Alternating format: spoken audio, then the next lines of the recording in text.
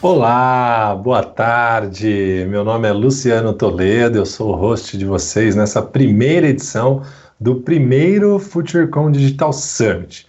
Seja muito bem-vindo. Este evento faz parte da curadoria do FutureCon, que está em sua 22ª edição, e este ano será realizado de 27 a 29 de outubro no São Paulo Expo. Já anota na agenda.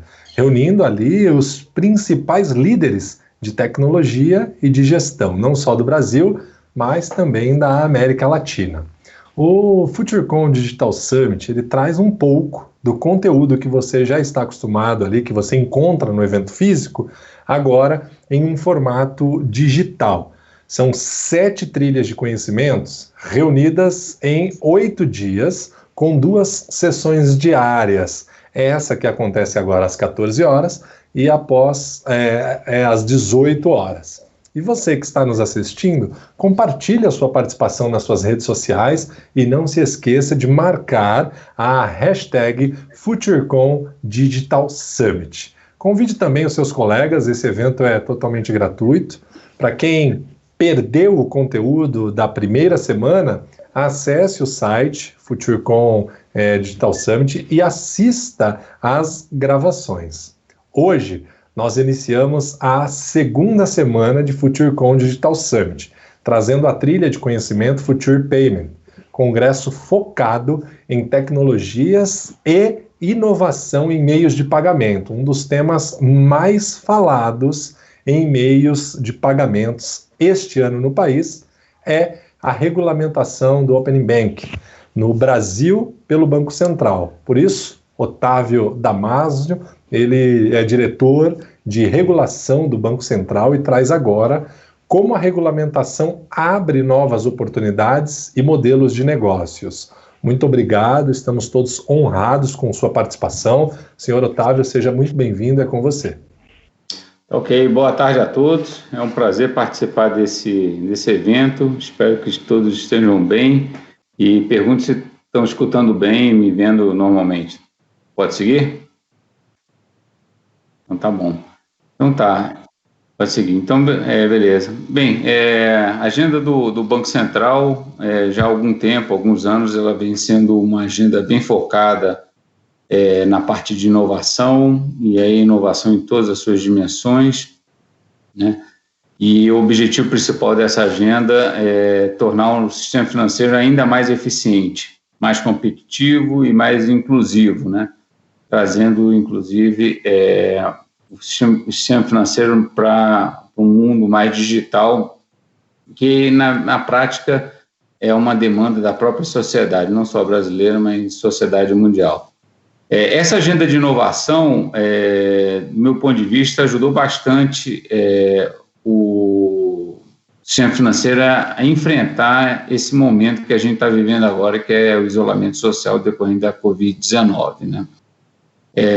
Ajudou bastante porque o sistema já tinha vários canais de comunicação com seus clientes, com todos os seus stakeholders, e isso foi extremamente útil nesse momento. Mas a gente acha que se a gente tivesse ido ao extremo na parte de digitalização do sistema financeiro, e naturalmente com essa agenda, reforçando ainda mais essa agenda de inovação, as soluções teriam sido muito mais amplas e efetivas, o alcance das políticas públicas teriam sido muito mais eficientes. Então esse é um ponto que antes de a gente entrar no Open Bank, eu acho que é importante destacar. Uma das lições que a gente fica dessa crise é a necessidade da gente reforçar ainda mais essa agenda de inovação, essa agenda de um sistema financeiro mais digital, mais inclusivo, né, para toda a população. E nessa linha, o que a gente vê é que nesse período de isolamento, algumas soluções que demorariam anos para serem implementadas, foram implementadas de forma muito rápida, né? A gente vê também que várias mudanças de hábitos estão em curso, então a população, de certa forma, aderiu aos meios digitais e tende passando esse período, a manter boa parte dessa comunicação com o sistema financeiro e com os outros players do mercado de forma digital, né? E também teve o que o pessoal tem chamado de uma inclusão de um público-alvo que eram os invisíveis, pessoas que não estavam em alguns programas de assistência social públicos e que agora, com essa pandemia, eles apareceram. Então, faz parte do processo também a gente criar condições para esse público continuar com seu link para o sistema financeiro, incluído financeiramente de forma digital, né? Dado esse contexto inicial que eu acho que é importante colocar, tem duas prioridades no âmbito do Banco Central, um comando bem claro do presidente Roberto Campos, a gente não atrasar em nada. Uma é o PIX, pagamentos instantâneos, e a segunda é o Open Banking. São dois os projetos prioritários do Banco Central e, de certa forma, esses dois projetos se falam, né? Hoje eu vou falar rapidamente aqui sobre o Open Banking, né? E eu acho que vale começar um pouco do histórico, né? O Open Banking surge de uma discussão na Europa com a diretiva de PSD2 lá, e concomitantemente com algumas ações dos órgãos de regulação da concorrência no Reino Unido, né? Que ganha uma feição muito mais intrusiva, e aí surge a palavra Open Banking, né? Isso deve ter ocorrido por volta de 2015, 2016, né? E desde lá o Banco Central do Brasil vem estudando a iniciativa de Open Banking, que começou originalmente no Reino Unido, mas depois rapidamente se espalhou para outros países, tanto na Ásia quanto nas Américas, né? Principalmente também na Europa, né? No primeiro momento, a opção do Banco Central foi aguardar um pouco para entender melhor como seria a dinâmica desse instrumental, mas rapidamente percebemos que valeria a pena avançar com essa agenda. E desde 2017, 2018, o Banco Central vem aprofundando seus estudos na questão do Open Banking e avançando nesse tema, né? O Open Banking tem vários objetivos, e esse é um ponto que é curioso, porque quando você olha a experiência de vários países, você vê que tem sempre um denominador comum, a eficiência, a inovação, mas ela difere entre outros países em relação a outros objetivos. Aí eu listaria a própria eficiência, inovação, competição, inclusão, educação financeira também, né? Mas o norte de tudo está no empoderamento do consumidor financeiro, e vem bem associado com a Lei Geral de Proteção de Dados, que foi outro arcabouço regulatório que desenvolveu, avançou muito nos últimos anos em outros países, e aqui o Brasil também já implementou esse arcabouço, de que a informação pertence ao consumidor. Cabe a ele decidir como bem usar essa informação, compartilhar com terceiros, naturalmente quando ele percebe que aquilo pode lhe trazer algum benefício em termos de produtos melhores, produtos e serviços melhores ou mesmo mais baratos, né? Então, aqui eu listei rapidamente alguns dos pontos do Open Banking e a sua importância. De certa forma, fechando esse primeiro quadro aqui da fala do Open Banking, posso dizer que, dado tudo que a gente tem visto ao redor do mundo, o modelo brasileiro é um dos mais arrojados que tem, buscando alcançar o máximo de eficiência para o sistema financeiro, né? E isso, naturalmente, com toda a segurança que se pode ter em relação à implementação desse processo. Partindo um pouco agora para a regulamentação, o primeiro ponto da regulamentação que eu acho que é importante deixar claro é a participação. Então, o Banco Central decidiu que podem participar do Open Banking somente aquelas instituições autorizadas e reguladas pelo Banco Central do Brasil. Essa decisão foi tomada para que a gente pudesse implementar um modelo bem amplo, né? mas ao passo que a gente tem controle de todos os stakeholders que estão participando desse ecossistema do Open Banking, a gente tem segurança de que as regras vão ser plenamente seguidas, mesmo porque você tem a regulação, mas você tem do outro lado a supervisão do Banco Central atuando fortemente para o cumprimento de todas as regras, né? Integridade de todos os processos. Então, em termos de participação, está limitado ao perímetro regulatório de supervisão, mas o aspecto importante é que o Banco Central está disposto a ampliar um pouco mais o seu perímetro de regulação. E isso a gente deve fazer já nas próximas semanas, com a divulgação de alguns outros tipos de instituições que vão poder operar no âmbito do Open Banking, né? Ainda no âmbito da regulamentação, tem a questão de quem é obrigado e quem não é obrigado a participar. Então, definimos que são obrigados a participar as instituições de maior porte, e dentro da nossa segmentação são as instituições do segmento 1 e 2, então são os grandes bancos, né?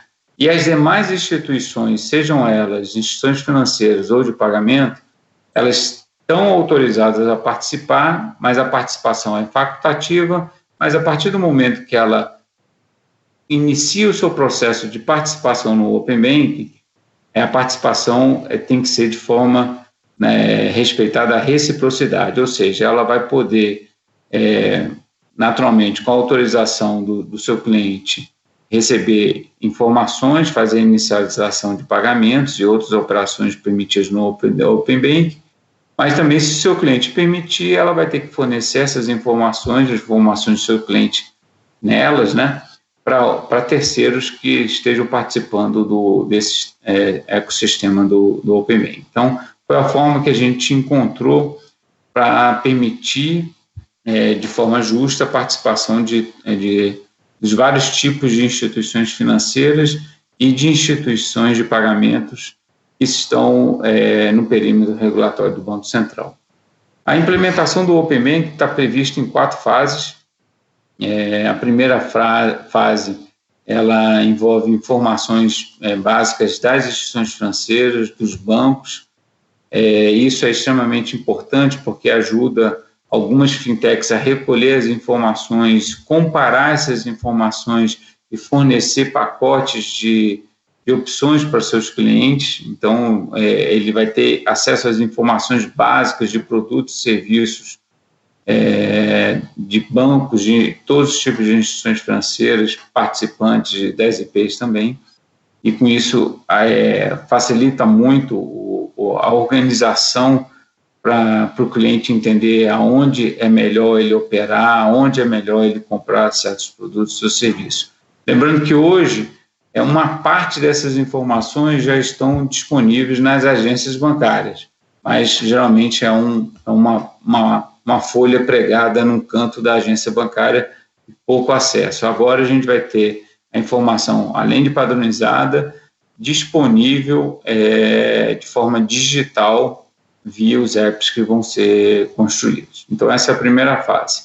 A segunda fase, que de certa forma é o coração do Open Banking, a gente já começa a tratar do fluxo de informações dos clientes, sejam aquelas informações de cadastro, como aquelas informações de transações. Então, o histórico de transação na sua conta corrente ou nas suas outras modalidades de conta, você vai poder autorizar o compartilhamento desse fluxo de informações para terceiros que estejam participando do ecossistema do Open Banking. Lembrando, aqui é uma autorização do cliente para essa informação fluir, ok?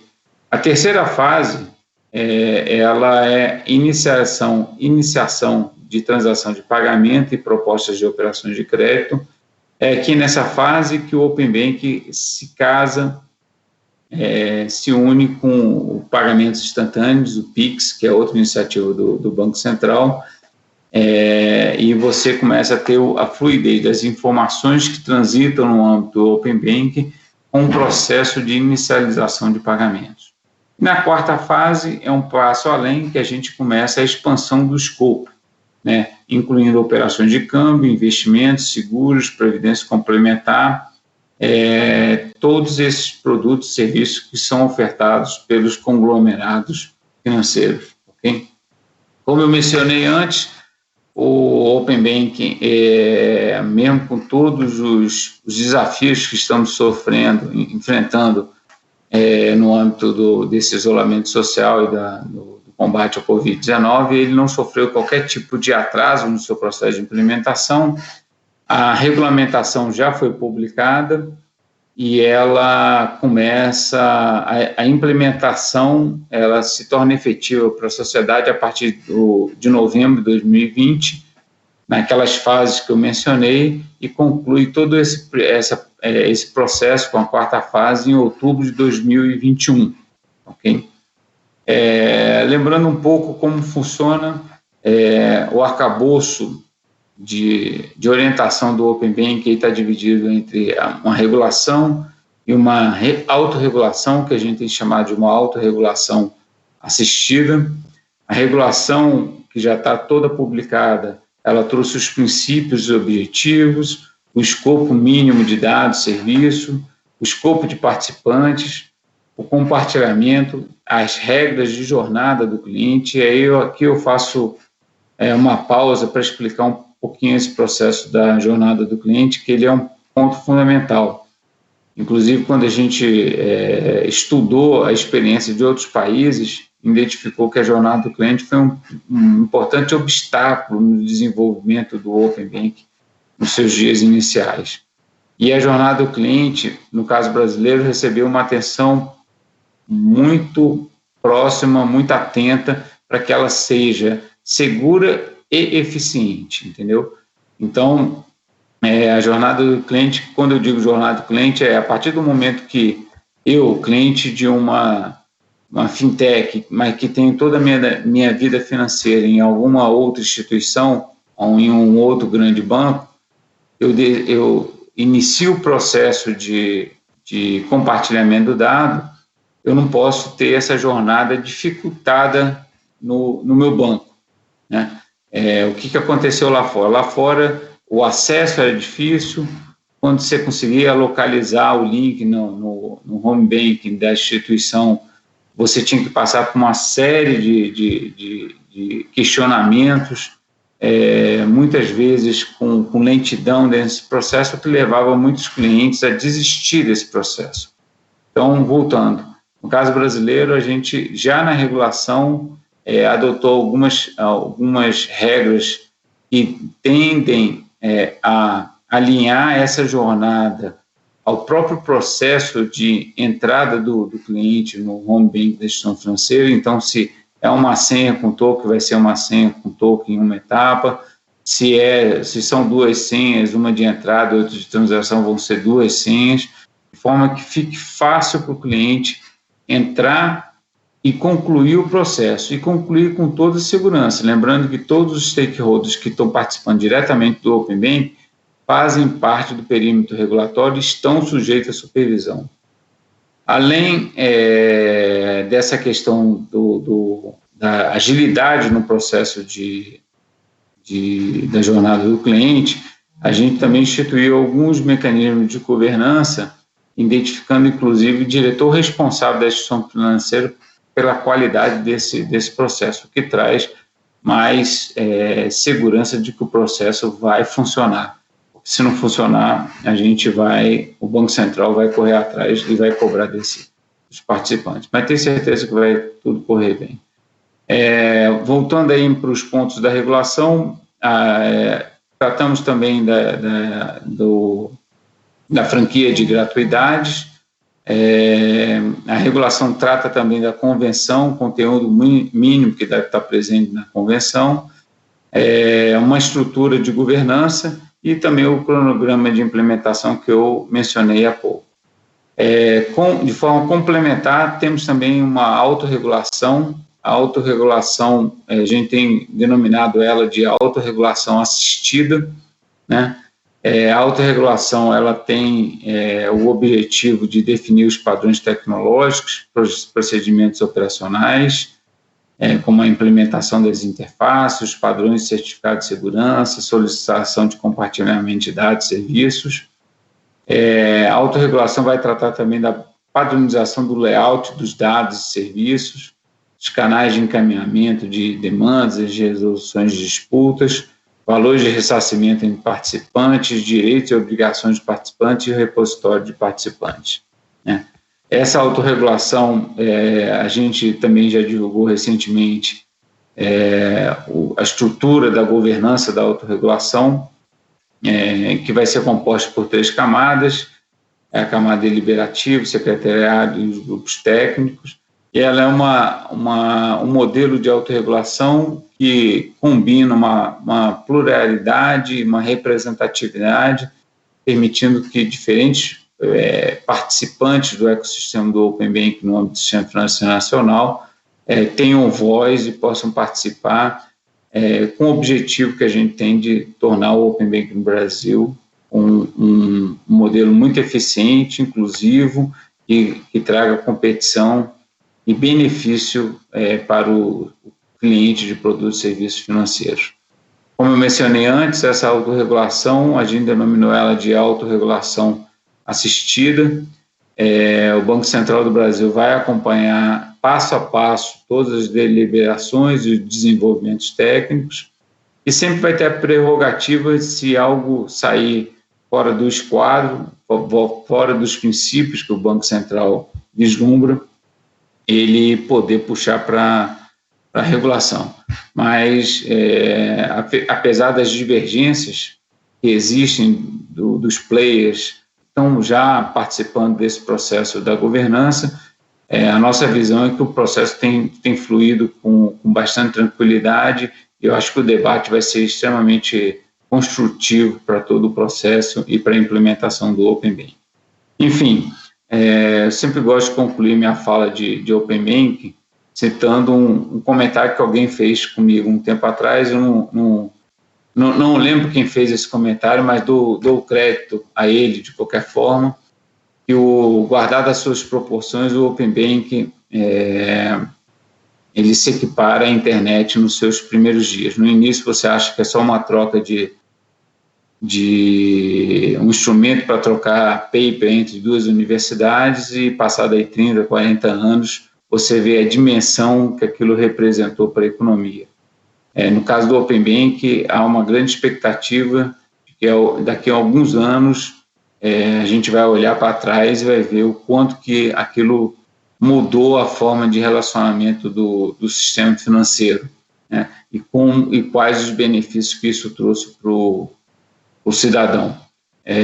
Então, digo também que o Open Banking, na prática, é uma plataforma que a gente está criando e o que vai ter que vir na esteira dessa plataforma, e isso a gente já viu que acontece com muita criatividade, são as inovações que a própria indústria financeira, os incumbentes, fazem com intensidade no âmbito do Sistema Financeiro Nacional, mas a inovação também de players menores, né, pessoas que têm no DNA a inovação e vão observar lacunas, gaps no mercado e nas demandas, nas relações da sociedade com o sistema financeiro e desenvolver aplicativos que vão se valer da plataforma do Open Banking para crescer e trazer benefícios e mais eficiência para o sistema financeiro. Então, concluo aqui essas minhas considerações. Agradeço novamente a participação, o convite para participar desse evento. Desejo a todos sucesso aí nos trabalhos do dia de hoje, que seja muito produtivo e saúde para todos também. Muito obrigado. Nós que agradecemos, senhor Otávio, pela sua participação, pela apresentação, pelo conteúdo. Muito obrigado.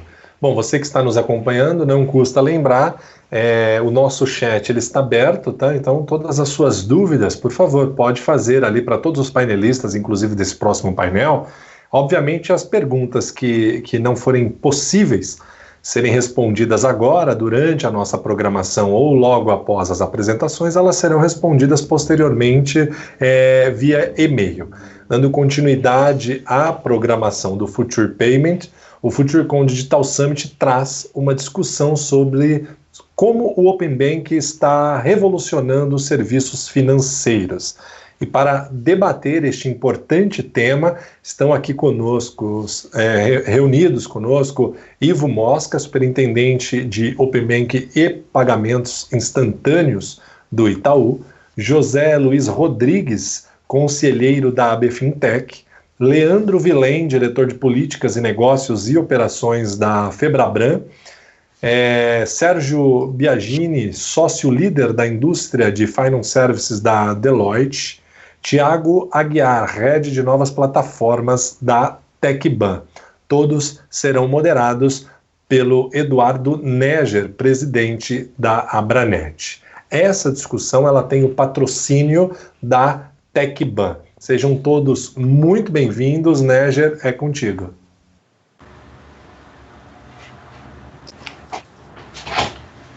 Bom, boa tarde a todos, muito obrigado pelo convite. A gente fica sempre empolgado em discutir esses novos temas, esses novos assuntos, e principalmente para a gente que é da área de tecnologia, né? A Abranet ela envolve aí várias empresas da cadeia de valor da internet no Brasil. E como bem disse o Damaso, né, o Open Banking ele se equivale à internet no seu princípio, né, quer dizer, você tinha uma infraestrutura e não sabia muito bem sobre as aplicações.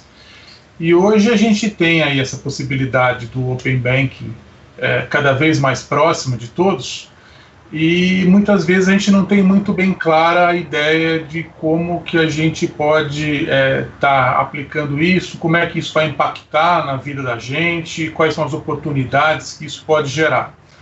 E a gente tem a felicidade de ter com a gente nessa conversa hoje grandes especialistas sobre o tema. Então, como a gente tinha até discutido anteriormente, acho que num primeiro momento é bom, e acho que nós vamos fazer uma primeira rodada justamente nesse sentido, primeiro conhecer um pouquinho da visão de cada um, da experiência de cada um de vocês, e principalmente como é que isso vai desembocar, como é que isso vai chegar na questão do Open Banking, mas principalmente entender um pouquinho da visão, do impacto que cada um avalia que o Open Banking pode dar para o público em geral, para as empresas, para os consumidores, enfim, para todo o mercado, e principalmente qual é o horizonte de tempo, em quanto tempo cada um avalia que esses impactos vão ocorrer.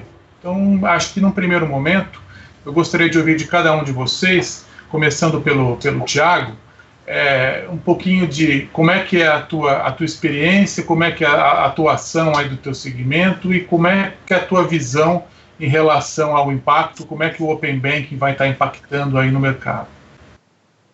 Bom, boa tarde, obrigado Eduardo, boa tarde a todos os demais, prazer estar aqui com vocês. Bom, eu sou superintendente da TecBan, sou responsável pelo Open Banking na TecBan e outros produtos também digitais que a gente tem trabalhado bastante nessa convergência, principalmente do físico com o digital, né? Acredito que o mundo ele não vive só no digital, ele vive nessa convergência entre físico e digital. Eu acho que o Open Banking ele vem para justamente somar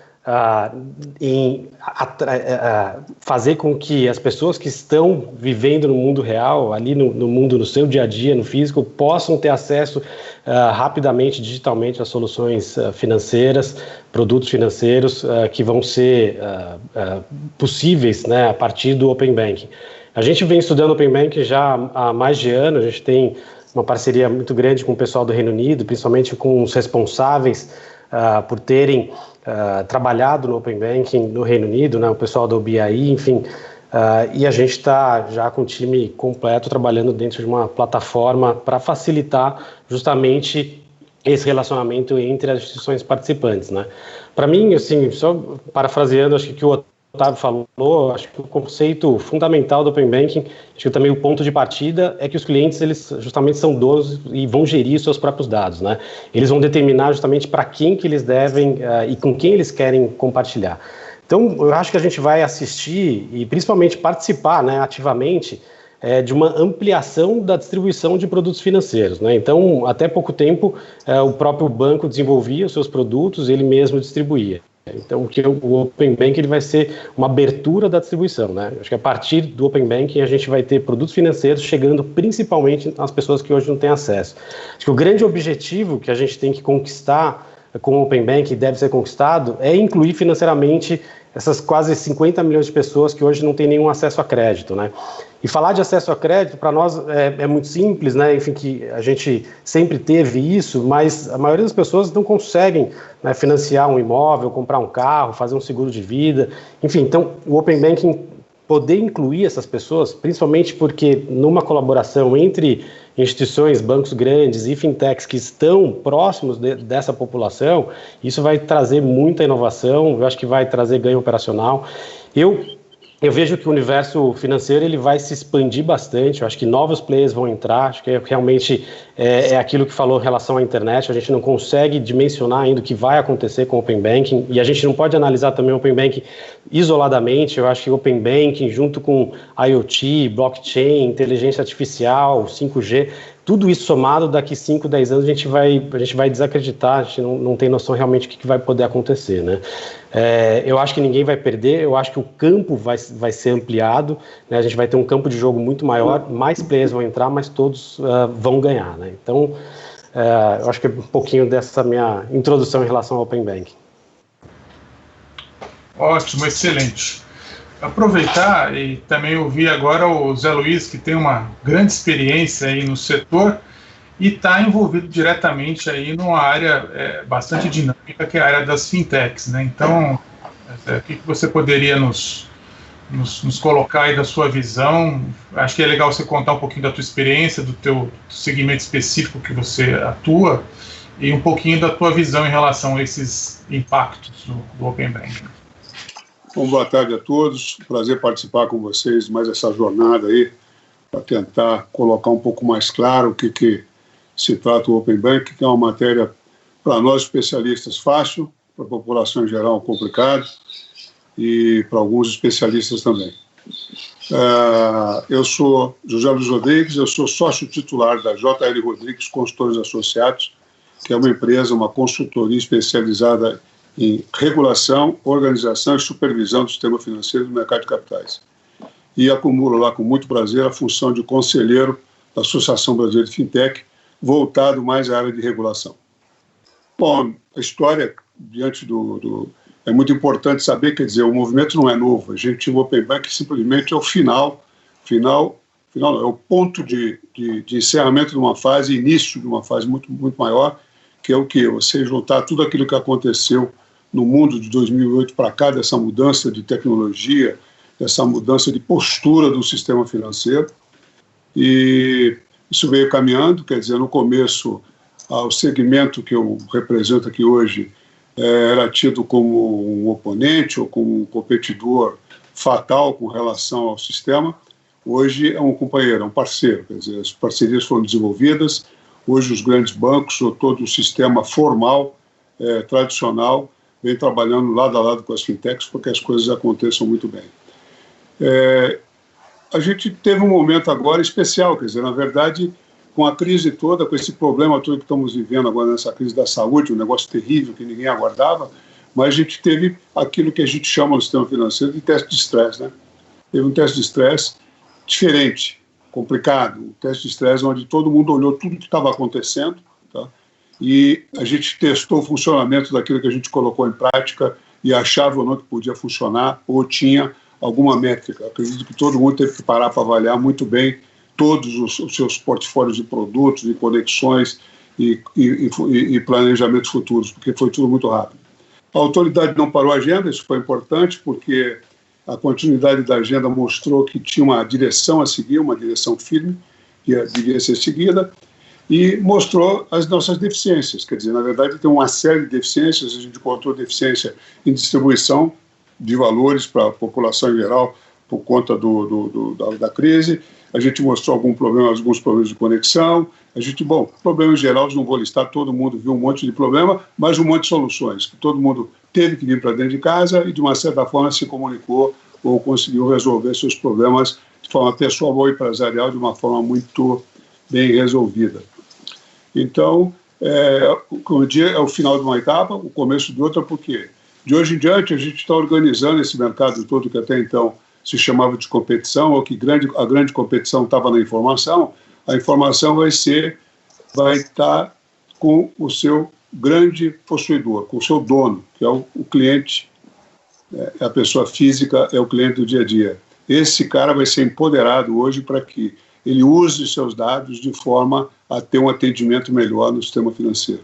Então, hoje, se ele é cliente de um grande banco, de um médio banco, de uma fintech, não importa, ele vai poder, de uma certa forma, vai poder franquear os seus dados para melhorar a sua vida diante de produtos financeiros. E quando a gente fala em Open, né, a gente está falando de Open, não Open Bank, Open tudo. Porque, na verdade, quando ele começa a franquear esse acesso a informações, ele vai ter acesso a diversas outras ofertas de mercados que talvez até então não tivesse. Então, acho que a junção de tudo que vem acontecendo, Lei Geral de Processamento de Dados, o cadastro positivo, esse movimento fortíssimo aí na área de pagamentos, que não é recente, que agora termina ou começa uma nova fase também com o Pix. Então, a junção de tudo isso realmente trouxe um pacote de coisas, dá um volume muito grande, de forma bastante popular e em benefício do cliente final. Quer dizer, ninguém sabe, a dúvida acabou. Hoje, o foco, mais do que nunca, é o cliente.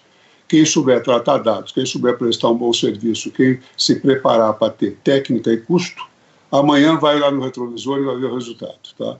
Eu passei, pelo meu tempo de sistema, por várias fases do sistema e vejo que movimentação tão grande de mudança do sistema só tivemos em planos econômicos.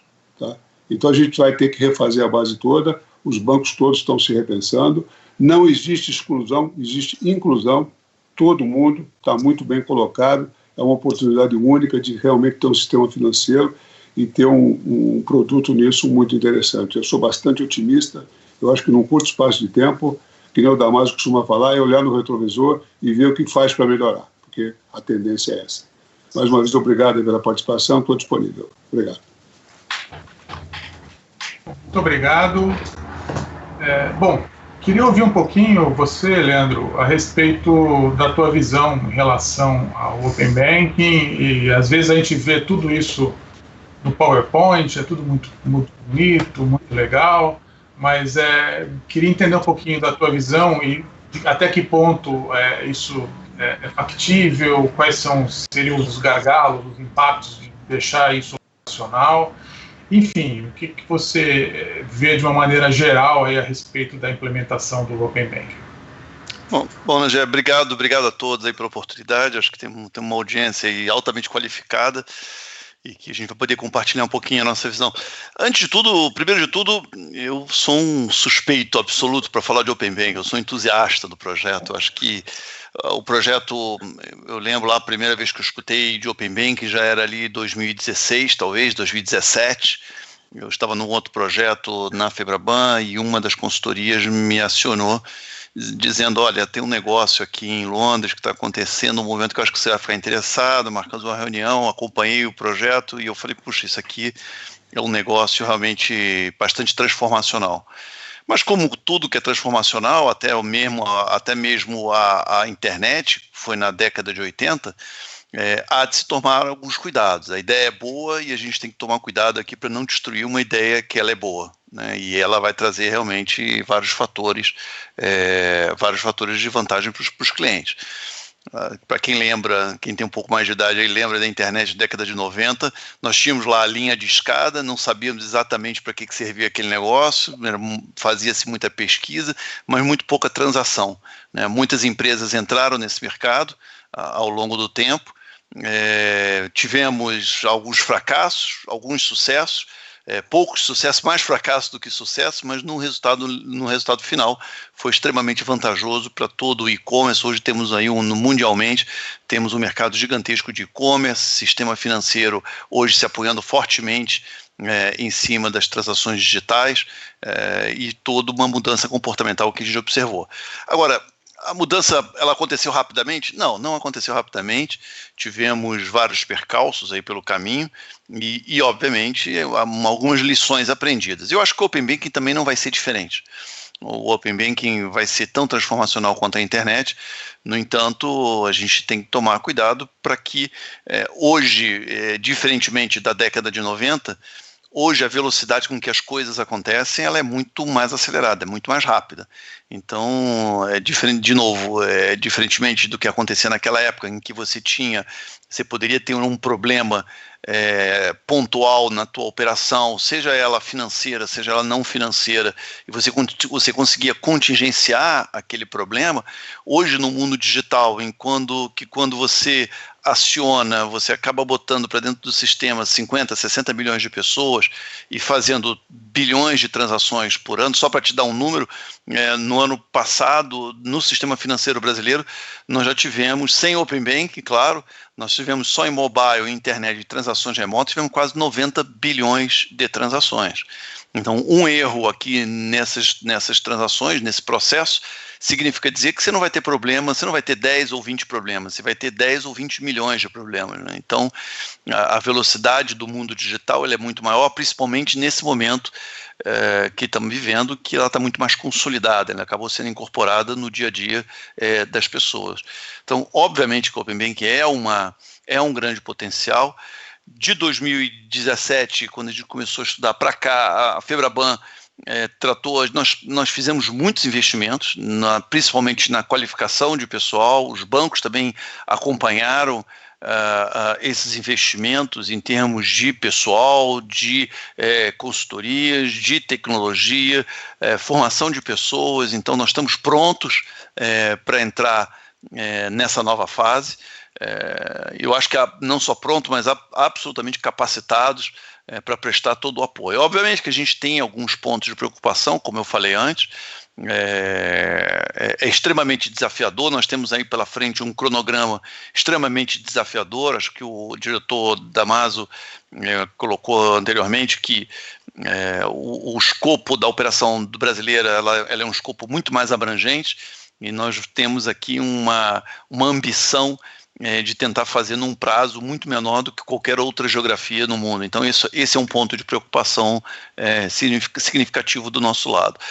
E as outras questões de tecnologia, de segurança da informação, de funding do custeio do projeto, sustentabilidade do longo prazo, eu acho que essas são questões que a gente vem discutindo com o Banco Central, colocando de uma forma bastante transparente, porque, principalmente, acima de tudo, o setor financeiro, o setor bancário, é o setor que mais quer ver isto dando certo, né? Não interessa a ninguém ter um fracasso aqui com o Open Banking, porque serão algumas milhões de horas de desenvolvimento e de esforço e de investimento colocado nesse projeto. Portanto, nós somos os maiores interessados que isso aqui dê certo e que faça realmente, traga todos os benefícios que iremos esperar. Então, acho que é isso, né, e eu sou absoluto entusiasta com o projeto e com toda a perspectiva que a gente tem aí pela frente. Legal, Léo, muito bom. Vamos aproveitar então agora e ouvir aí a visão do Sérgio, né? O Sérgio, a gente estava até conversando antes, ele tem ele enxerga um pouquinho mais, ele atua bastante sobre a questão da estratégia, né? De posicionamento. Então, Sérgio, gostaria de ouvir um pouquinho aí da tua visão também a respeito e mais com esse viés aí que você conhece bem de questões estratégicas relacionadas ao Open Banking. Tá ótimo. Bom, primeiramente, agradecer aí a comissão que organiza o FutureCon pelo convite. É um prazer estar aqui com vocês e cumprimentar aqui todos os colegas aqui também participando do painel para a gente discutir esse tema que, com certeza, vai estar na agenda, nas nossas agendas aí por um longo tempo ainda, né? Como a gente falou aqui, é um processo que se inicia e é um processo que ele amadurece ao longo do tempo, né? O Open Banking, a gente vê, a Deloitte vê como um movimento global que promove o direito dos consumidores a compartilhar suas informações, né? E que não só promove esse direito, mas reconhece que o direito do dado é do próprio indivíduo, né? E esse movimento global, ele faz surgir o Open Banking, ele faz surgir o Open Banking em várias jurisdições, praticamente de um movimento simultâneo, como foi colocado aqui pelos colegas, surgindo na Europa e depois expandindo para outras localidades. e que, na verdade, ele traz uma mudança fundamental em como que os bancos devem estruturar os seus negócios e interagir com os seus clientes, né? Se a gente olhar o mercado financeiro nos últimos anos, a gente vem de uma integração bancária bastante verticalizada, né? Os bancos têm os seus próprios produtos e dominam o relacionamento com os clientes. Quando a gente olha o advento do Open Banking, essa integração, na verdade, a gente percebe que acontece uma desintegração disso, né? A gente chama isso de Unbundling Banking, que, na verdade, você vai dar o direito ao consumidor dele poder, dentro da plataforma de relacionamento que ele escolher, a agregar serviços e produtos, né? E também vai dar direito à própria instituição financeira a trazer produtos e serviços de terceiro dentro do seu portfólio.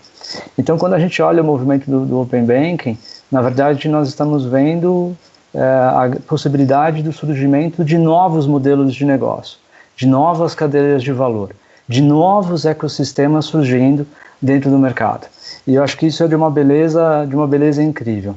E isso gera a oportunidade para as instituições financeiras, independente do seu porte, de criar novas estratégias. E de estratégias que sejam simultâneas, né? Não há, na nossa visão, não existe uma única estratégia. Na nossa visão, cada instituição financeira tem que desenhar um roadmap de estratégias, ter um setting bastante extenso de estratégias para poder estar competindo num novo mercado. Porque, na verdade, o Open Banking ele vai trazer uma nova realidade de mercado e a gente entende que vai ser um movimento de adoção, ele depende bastante da adoção, né? Mas nós já estamos num mercado onde o digital já faz parte da nossa realidade, aí representa um grande volume das transações dos canais digitais, como a gente publicou recentemente na semana passada na pesquisa, que a gente faz em conjunto lá com a Febraban. Hoje, mais de 60% das transações estão nos canais digitais, um volume gigantesco, são bilhões e bilhões de transações com movimentação e sem movimentação financeira que são feitas pelos clientes das instituições financeiras.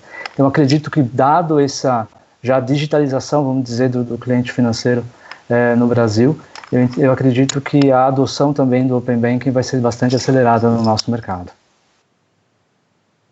Ótimo, muito bom. Bom, por fim, Ivo, a gente gostaria aí de te ouvir aí, de entender aí qual que é a visão em relação ao Open Banking e como é que você enxerga isso aí no tempo, aí, como é que isso vai evoluir, como é que isso vai estar impactando todo mundo aí, tanto as instituições quanto, em última análise, os clientes. Perfeito. Bom, primeiro, boa tarde a todos, um prazer fazer parte aqui do painel, né? Muito difícil aqui falar por último, né, depois de tantos colegas especialistas aqui trazerem suas visões, né?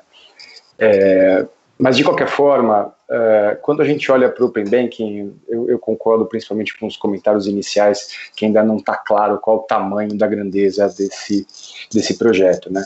Eu costumo usar muito a alusão, né, de que a gente entregou a chave aqui para o mercado, né, de um quarto escuro, né? Então a gente tem acesso a esse quarto, a gente sabe que esse quarto é grande, né, mas ele ainda está escuro, ainda não tem uma clareza sobre o que a gente vai encontrar.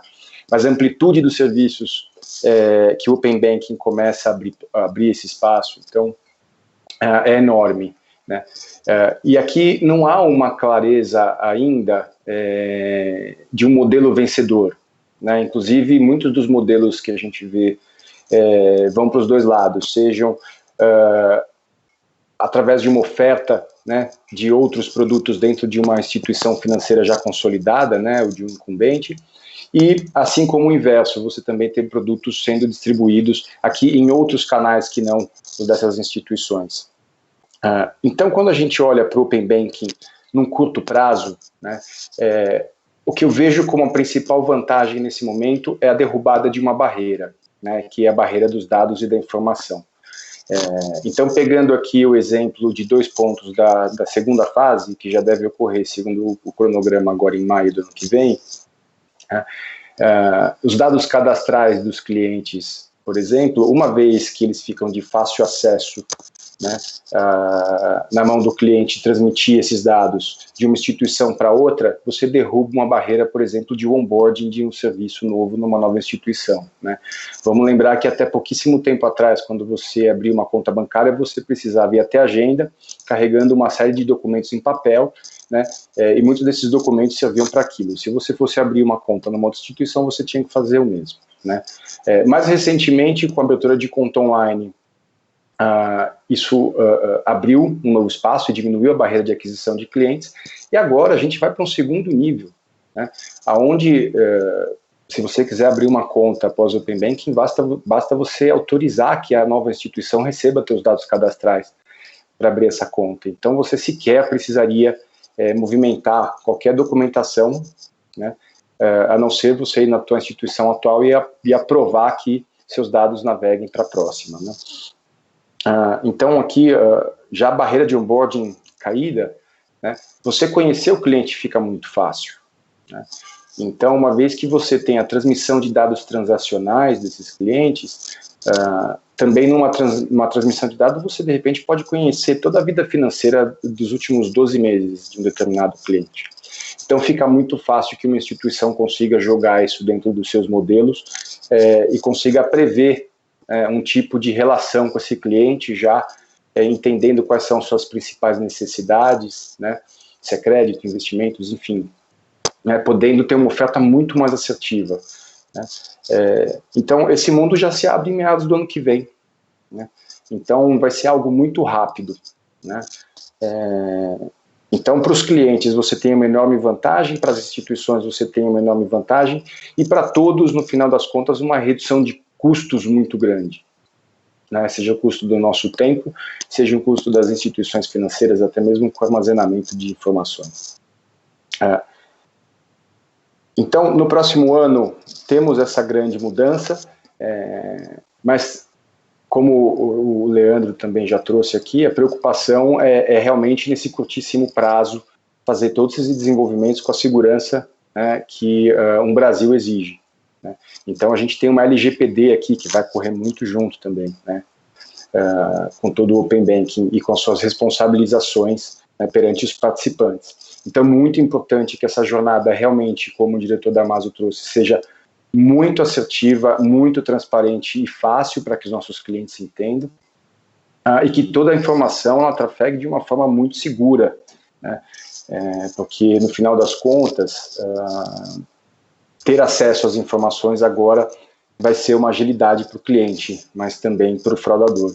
Então, esse é um ponto que a gente está com o radar totalmente ligado para garantir que toda essa transmissão de dados ocorra de forma muito segura. Tá?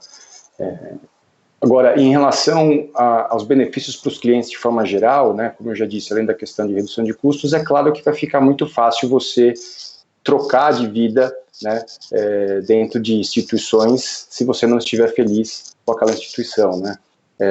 Até pouco tempo atrás, conversando com minha família, ainda existe, por exemplo, né, aquela história, poxa, eu tenho essa conta há tanto tempo, né, desde 1900, e como se isso fizesse com que a instituição te conhecesse mais do que ninguém, e trocar para uma instituição nova demoraria anos para que essa instituição te conhecesse, né. Então agora isso acaba, né, essa barreira ela se extingue e fica um caminho agora muito mais fácil para que você teste, inclusive, soluções e tenha acesso a ofertas que muitas vezes nem vocês sabem, nem os clientes sabem, né? Então, um colega agora mais cedo, dentro desse painel, trouxe uma questão, né, de ofertas, né, você vai ter acesso a mais ofertas. E muitas vezes essas ofertas, um cliente está procurando, por exemplo, um crédito automóveis, ele bate no banco que não dá um pré-aprovado, mas, de repente, dentro das modelagens de outras instituições, você poderia ter acesso a isso. Então, ali na terceira fase do Open Banking, com encaminhamento de proposta de crédito, você, ao fazer a consulta, essa consulta ela pode permear diversas instituições que podem devolver, por exemplo, para o cliente em quais instituições ele tem e em quais condições ele tem essa oferta. E então isso também traz aqui uma pressão maior em relação à precificação de produtos, né, e uma vantagem para o cliente poder escolher aquela que melhor o agrada, né, e aí para tudo isso é claro que sempre vai olhar não só a questão do preço, mas toda a proposta de valor ao entorno, né, desse ecossistema. Tá? Então, para mim, acho que, de forma geral, todo mundo ganha Open Banking. Acho que, como o Leandro já trouxe também, os grandes bancos estão ansiosos por essa revolução, né? Isso vai ajudar muito na digitalização de clientes e redução de custos importantes, de forma geral. E vamos aguardar agora os próximos passos, né? Já estamos com a agenda bastante apertada, né? A primeira fase, como o próprio diretor da Mazu trouxe, já se inicia ainda em 2020, em novembro, né? Com o Open Data, com as informações abertas, e a gente ainda tem toda uma camada de autorregulação agora para colocar de pé e especificar, né, esses próximos passos, né? Então, todos ansiosos aqui. Muito bom, Ivo. Acho que deu para a gente ter uma boa ideia aí do que cada um pensa, dos pontos principais. E agora eu vou explorar um pouquinho mais vocês aí sobre algumas dúvidas bem específicas aí de uns pontos interessantes que eu acho que todo mundo está nos acompanhando aí tem essas questões. Primeiro começar contigo, Thiago. Acho que vocês têm um bom conhecimento, e quando a gente fala de Brasil, a gente fala de um país bastante heterogêneo. A realidade do país é bem diferente em diversas regiões.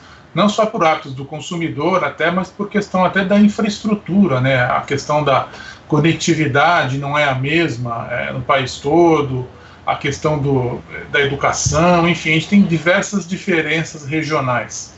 Então, acho que uma questão que é importante, eu acho que é uma questão que fica, eu acho que para todo mundo que está acompanhando de perto esse processo, na tua visão, como é que o Open Banking estaria impactando especificamente cada região do país, como é que isso teria, se teria alguma diferença, ou se na tua visão isso não tem uma diferença significativa, e em relação às novidades que o Open Banking pode trazer, até que ponto a gente tem realmente novas implementações,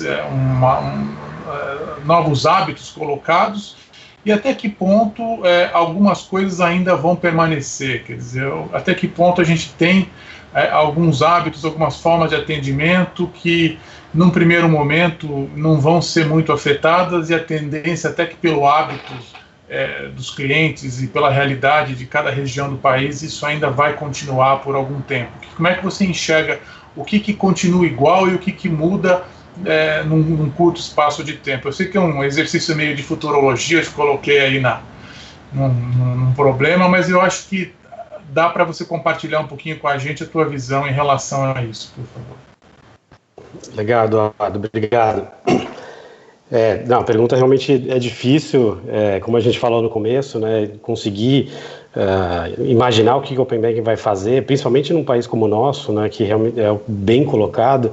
A gente que está presente em mais de 13 mil estabelecimentos, 800 cidades, a gente vê como esse país é heterogêneo, né? Então, um exercício que eu faço sempre, né, trabalhando com inovação, é tentar me colocar, e aí, acho que, pegar o que o Zé Luiz falou, o Open Banking, ele não é o fim, ele é o começo, mas ele é a continuidade de mais de 10 anos de colocar o cliente no centro, né? Então, a centralização do cliente, acho que isso é extremamente importante. E aí a gente se colocar nesses lugares do país, entender como as pessoas utilizam, lidam com dinheiro, lidam com acesso a crédito, isso é extremamente importante, né? A gente sair do nosso ambiente, né? Acho que a maioria aqui deve ser de São Paulo, acho que o Zé está lá em Brasília, mas muitas vezes a gente não consegue imaginar como a nossa população lida no dia a dia, né? Então isso acho que é uma coisa muito importante, principalmente do nosso tamanho. Então, para a gente pensar, na verdade o que a gente precisa fazer é conversar com esse cliente. Então, assim, é resolver um problema. Que problema que a gente vai resolver? Acho que o Open Banking, ele de fato, ele vai entrar na vida das pessoas, né? O cliente comum, ele não precisa saber o que é Open Banking, né? Então, assim como você entra e sai de um táxi sem pagar, você não sabe o que está ali por trás, assim como você faz onboarding num aplicativo usando, por exemplo, um API do Facebook e tal, as pessoas, em geral, não precisam saber o que é Open Banking, elas precisam ter seus problemas resolvidos. Então, essa é a grande chave. Então, o que a gente vai resolver de fato? E aí, a necessidade de um paulistano, a necessidade de alguém que está na periferia, a necessidade de quem está no Norte e no Nordeste são bem diferentes. E aí, acho que a chave do sucesso é a colaboração. Então, a colaboração, principalmente com as instituições que estão vindo aí, as fintechs, né, os digitais. A gente recentemente, no ano passado, a gente montou uma plataforma de acesso ao Banco 24 Horas, que é o Hub Digital, que as fintechs elas podem acessar o Banco 24 Horas e sacarem, por exemplo, numa plataforma totalmente digitalizada, e isso foi feito conversando com as fintechs, entendendo as necessidades. Então, assim, aproximar dessas pessoas, entender que o Open Banking só vai realmente funcionar através da parcerização, né, da colaboração, acho que isso é muito importante, né? Tem alguns casos de uso, e aí eu acho que foi interessante o Banco Central tomar o tempo para olhar o que está acontecendo no mundo e aí vir com a sua regulação, porque hoje lá no Reino Unido a gente tem 240 instituições já participando do Open Banking, né, sendo bancos e as TPPs, enfim, são os terceiros, né, já tem muita coisa interessante. Agora, principalmente com a pandemia, o que a gente viu de plataforma lançando solução para melhorar a vida das pessoas, né, que estavam aí na pandemia, seja iniciação de pagamento para doação, seja aplicativo que conseguiu olhar para a vida financeira de uma instituição, de uma empresa, e aí mostrar para o banco, olha, essa empresa precisa de uma carência nesse empréstimo por conta desse cash flow. Então teve muita coisa interessante. Então a gente olhar lá para fora, pegar essas experiências e aí talvez aplicar aqui, customizar ou personalizar para os nossos usuários, né? Mas de novo, eu vejo que o Open Banking, assim, a pessoa não vai precisar saber justamente o que é o Open Banking. Eu fico imaginando um futuro assim muito legal, onde um casal novo vai num stand de um apartamento, visitar um apartamento que está ali em construção, e na hora que ele chega no apartamento, ele já dá o consentimento para que aquela incorporadora, por exemplo, acesse os seus dados bancários. Enquanto ele visita o apartamento, essa incorporadora já fez ali um leilão e quem que pode oferecer o melhor financiamento. Esse casal já sai praticamente com a chave na mão, com o empréstimo já ali garantido, já sabendo até quanto de parcela cabe dentro do bolso daquele casal. E o melhor de tudo é que no final não tem nem cartório, porque no final vai ser tudo em blockchain. Então, isso vai ser, acho que, um grande futuro. Muito bacana, a gente fica empolgado em ver esses cenários, né? E até vou aproveitar, então, e perguntar para o Zé Luiz. A gente da área de tecnologia, a gente está sempre acostumado que quando a gente tem um salto tecnológico, depois é complicado de lidar com a questão regulatória. Então a gente vê, por exemplo, na área de internet, em outras áreas de telecomunicações, você sempre tem lá a agência regulatória correndo atrás para tentar se compatibilizar aí com uma nova tecnologia. E quando a gente está falando de Open Banking, o que me chamou bastante atenção, eu até anotei aqui, é o conceito da autorregulação assistida, né, que é um processo onde o mercado diretamente está se regulando, né? Então é um modelo realmente bastante interessante e, imagino eu, bastante propício para a inovação. Então eu queria ouvir de vocês a questão de como é que as entidades, como é que as associações, como é que esse processo de autorregulação funciona. Como é que é a tua visão em relação a isso, do ponto de vista do desenvolvimento tecnológico, esse modelo de autorregulação, quando a gente foca para o Open Banking, ele é um modelo adequado? Como é que você está enxergando esse processo? Bom, outra coisa não tão recente, né? Na verdade, você pode pegar uma fase nova do regulador, que o regulador nosso é muito ativo, né? Tratando com o regulador, o principal nosso, que é o Banco Central nessa matéria hoje, mas os outros também, começou com o presidente Ilan, que o presidente Ilan fez a agenda DC+, e nessa agenda, uma agenda diferente, uma agenda muito democrática, aberta, aplicou tudo aquilo que o Banco Central já tinha ou conhecia de modelos de regulação. O Banco Central sempre teve a autorregulação como uma das coisas aceitáveis, e não como coisa principal, porque ele tem uma supervisão muito eficiente. Então, na verdade, a autorregulação seria aquilo que você traz como organização para dentro, para você, que você comprova que é bastante organizativo e consegue ajudar o Banco Central na função do dia a dia. Então, veio desde lá. Depois, quer dizer, essa gestão de Roberto Campos, ela pegou realmente uma herança muito boa, que transformou na BC Hashtag, aí, que é um nome mais moderno, e incluiu mais algumas coisas, mas, na verdade, já veio na prática. Então, o que está acontecendo hoje? Esse modelo de você trabalhar com consulta pública e você abrir para a sociedade, todos podem dar opinião. No momento, é a coisa mais democrática que tem no sentido de regulação. Qualquer cidadão pode dar opinião numa consulta pública. Então, isso é um método que se provou muito eficiente, né, nesse período todo. Então, normalmente, o que acontece? Hoje, quando a regulação sai, ela está mais pronta, ela está mais próxima da realidade. Tá? Então, o regulador, ele gasta um pouco de tempo, tá? Mas, na verdade, é um investimento em tempo onde ele consegue alinhar os pontos que são comuns a todos, ou que possam ser comuns, ou que possam ser solucionados. Então, esse aspecto da regulação é muito, muito bacana. Uma coisa que isso beneficiou foi o quê? Foi a gente poder olhar para o mundo, né? E olhar os erros e acertos e colocar nesse pacote. Tá? Então, quando você olha para dentro disso, quando eu falei no começo da minha fala, que eu falei que é um open tudo, o que acontece? Quando eu mexo, né, o sistema financeiro tem um poder muito grande de disseminar coisas. Né? Na verdade, quando você começa, ele começa e termina, né, a vida das pessoas na área financeira. Então, o que acontece? Quando começa um movimento aqui, eu estou mudando um monte de coisa, estou mudando a visão de um monte de coisa. Tecnologia, você tem hoje tecnologia disponível, boa, muito barata, muito eficiente. Tá? Agora, qual se ajusta? Então, chegou o momento de escolha. E a escolha como? Se você tinha uma evolução que evoluía, sei lá, por minutos, a gente passou para segundos, porque realmente tem uma disputa muito grande nesse espaço. Mas a gente precisa entender, quer dizer, que o momento que a gente está atravessando é um momento onde tecnologia e gestão e administração de fatos e modelo de negócio têm que caminhar juntos. Então, a história, eu sento lá na cadeira de conselheiro da BFintech, toda hora você vê grandes novidades.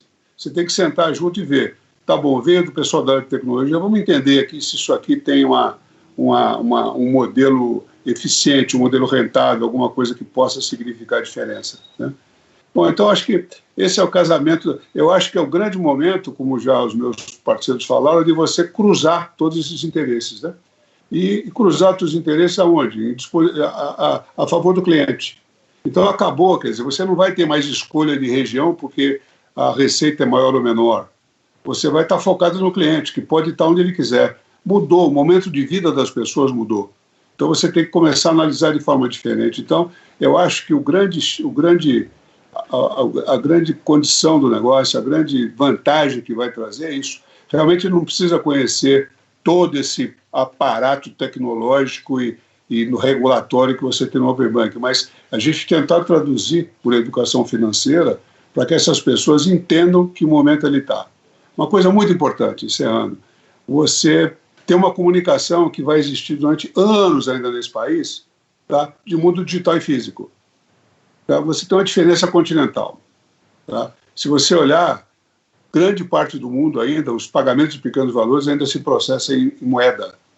Então a gente pode falar no mundo digital à vontade, mas tem um período de conexão nisso, do físico para o digital, que vai ter que conviver. Então, acho que nós, sistema financeiro, entidades, as associações todas que foi um modelo escolhido para tocar esse processo, tem que ter consciência do quê? Que a gente tem que realmente fazer coisa acessível e fácil para toda essa população que tem que ser incluída e que tem que funcionar. Então, não é para tirar nada, é para oferecer um pacote maior, tá? Para que essas pessoas utilizem.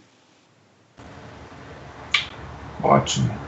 Bom, pegando um pouquinho até o gancho que o José Luiz falou, eu queria perguntar para o Leandro. A gente sempre, quando escuta e começa a debater questões regulatórias, acho que uma das primeiras perguntas que aparece para a gente é: mas isso é uma jabuticaba? Isso é um negócio que só tem aqui no Brasil? Como é que são as experiências internacionais? Como é que isso funciona nos outros países? E me contaram aí que você conhece bem o caso do Reino Unido. Né? Alguém aí me contou que você conhece aí bem essa questão aí de como é que foi o Open Banking no Reino Unido. Então, eu gostaria que você falasse um pouquinho sobre a questão, como é que internacionalmente esse assunto tem andado, e até se você pudesse contar um pouquinho, soubesse alguns detalhes aí de como é que isso tem ocorrido em outros países, como é que tem alguns cases específicos, acho que seria interessante para todo mundo entender aonde que a gente consegue chegar com o modelo do Open Banking. Legal, né, Gê? Obrigado. Bom, em primeiro lugar, não, o Open Banking não é uma jabuticaba brasileira, acho que já está em estágios mais ou menos avançados, já está presente em vários países, né? Acho que Reino Unido é o que está mais, o que todo mundo comenta com maior frequência, comenta-se com muita frequência com o caso do Reino Unido, a Austrália também, porque a Austrália realmente ele acabou quebrando o paradigma e rompendo as fronteiras do sistema bancário e indo para outros setores, mas tem outros casos de sucesso, né? Se você pegar os Estados Unidos, por exemplo, já tem um Open Banking de uma forma não padronizada lá, foi uma completa autorregulação do sistema bancário, e que, de certa forma, vem funcionando. Então, a princípio, não é uma jabuticaba brasileira e, portanto, a gente tem aqui uma grande oportunidade de avançar. Agora, o Brasil tem as suas jabuticabas próprias em outros setores, né? E aqui eu sempre costumo dizer, eu acho que é importante a gente administrar um pouco as expectativas do Open Banking, né? A primeira primeira expectativa são os modelos de negócio. Claro que, como qualquer outra atividade disruptiva, você vai ter modelos de negócio mais ou menos propensos à situação do Brasil. E é engraçado porque essa situação é muito parecida com o que foi o internet, né? O e-commerce no internet, novamente, a gente volta lá na década de 90 e é só ver o que funcionou e o que não funcionou na década de 90. Né? Enquanto você tinha modelos de e-commerce propagando na internet, no Brasil, a gente apanhou muito mais, por uma questão de logística, tamanho de dimensão continental do país, as questões de segurança, etc, etc, etc. E não quer dizer, isso ao longo do tempo foi sendo ajustado. Foi da noite para o dia? Não foi da noite para o dia. Foi lento, mas acabou encontrando equilíbrio. Agora, com a pandemia, o e-commerce volta a ganhar visibilidade. Na questão do Open Banking, das jabuticabas brasileiras, eu acho que é importante a gente administrar um pouco as expectativas. O Open Banking vai propiciar mais competitividade? Sim, eu acredito que vai propiciar mais competitividade, melhor experiência para o cliente. Eu acho que esses são fatores importantes, mas eu tenho um pouco de dúvida se isso vai propiciar uma efetiva queda de taxa de juros no país. A queda de taxa de juros ela é um resultado, ela é uma derivada de outros componentes mais intrínsecos à nossa economia, ou de questões especificamente ao Brasil. É uma inadimplência que é 7 vezes maior do que outros países, é uma carga tributária 4 ou 5 vezes maior do que outros países nesse setor financeiro, é uma dificuldade gigantesca de você poder fazer cobrança, né? É uma dificuldade gigantesca de você fazer recuperação de garantias, são os créditos direcionados, metade dos ativos no sistema bancário brasileiro são de créditos direcionados a taxas subsidiadas. Então aqui você acaba tendo vários componentes que forçam, que infelizmente acabam gerando um desequilíbrio e que geram fatores de taxa de juros mais elevados. E esse é um cenário, esse é um ambiente que qualquer outro novo entrante vai encontrar da mesma forma. Então, acho que é importante aqui a gente administrar um pouco as expectativas com o Open Banking. Novamente, vai ser conveniente, vai aumentar a competição, a oferta de produtos para cliente, vários serviços, como o Thiago falou há pouco tempo atrás, vários serviços que a gente sequer poderia esperar. Mas, efetivamente, para a redução de taxas de juros no Brasil, precisamos atuar em cima de fatores estruturais, aí sim em cima das nossas jabuticabas brasileiras, que não tem nada a ver com o Open Banking. Então, aqui, esse é um ponto para a gente simplesmente administrar as expectativas e saber exatamente qual é o problema que a gente está resolvendo. Ok, muito bom. Bom, aproveitar então esse gancho também e falando aí um pouquinho de jabuticabas e de cases específicos do Brasil, acho que o Sérgio poderia nos auxiliar também em relação à questão internacional, comentado alguma coisa a respeito dos casos aí de Singapura e da Austrália, né, se não me engano. Você tem... o que você poderia nos compartilhar aí em relação a experiências internacionais e o que a gente poderia entender de coisas que deram certo, de coisas que não deram certo, para a gente meio que se guiar aí no nosso caminho aqui no Brasil? Não, legal. Eu acho que o Brasil está tendo uma grande vantagem de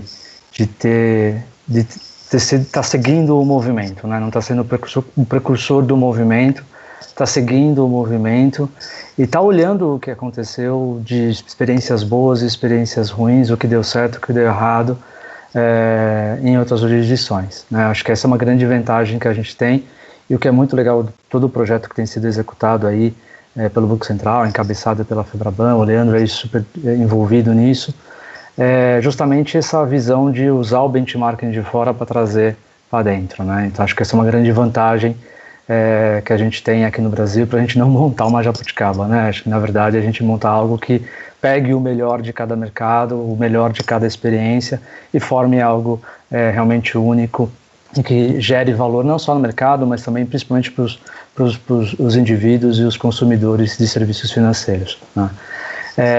A Deloitte ela teve junto da Agência Monetária de Singapura, ela teve junto também da Agência de Competição e de Consumo na Austrália, e nesses dois mercados a Deloitte tem ajudado na estruturação de todo o ambiente do Open Banking nesses dois mercados.